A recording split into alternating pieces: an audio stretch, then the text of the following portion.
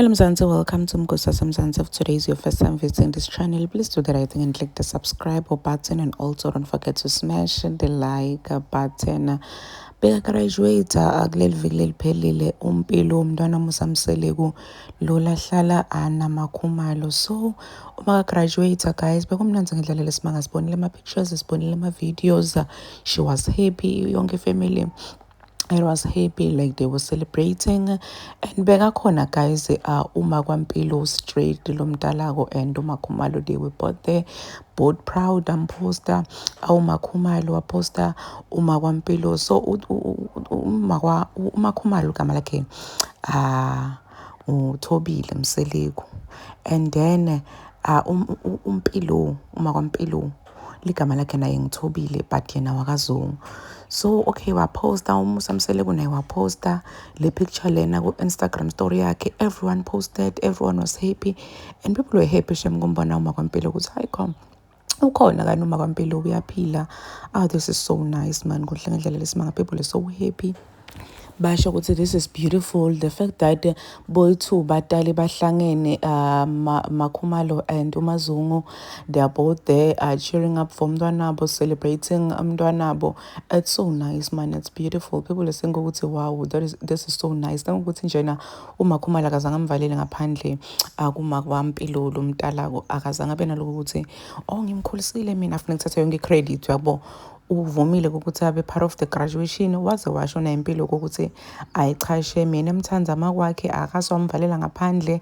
The reason why ngampost nje nakukuthi uhloniphe privacy yakhe njengoba aqelile. Hayi na umusamseli kwayimosha avela decide kuposta le picture, but before I post I picture graduation yempilo avela crop emakwaMpilo amkhiphe.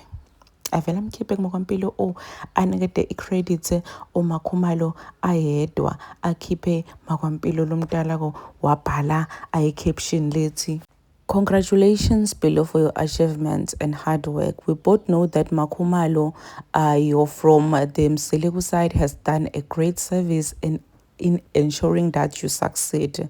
Thank you Makhumalo for a job well done." People felt ukuthi unika uMakhumalo kuphela i-credits. Just because uMakhumalo uhlala naye doesn't mean ukuthi she didn't get the support from her biological mom. And people are saying ukuthi hayibo Msamseleku kanti unjani.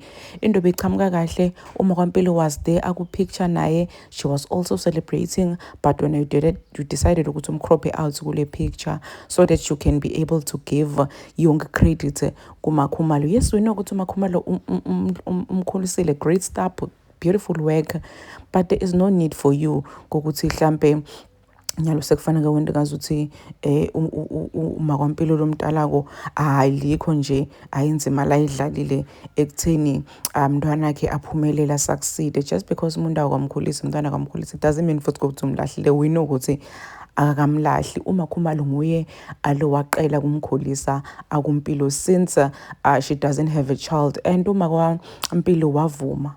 But for you to now give credit kuMakhumalo kuphela as if like uMakhwaMpilo ayekho nje inzima la idlalile ekutheni umntwana akaphumelele, this is not fair. People are just dragging umusamsele ukuthi cha lo bengazuthi uguga wrong, because why anikede yonke credit akuMakhumalo. We know ukuthi vele yathanda kumpraise even birthday yakhe when beka birthday yoMpilo wababata yena kuphela, akalimention nje aligama lamaKwaMpilo. Please do comment what you think below down in the comment section. Don't forget to hit the notification bell.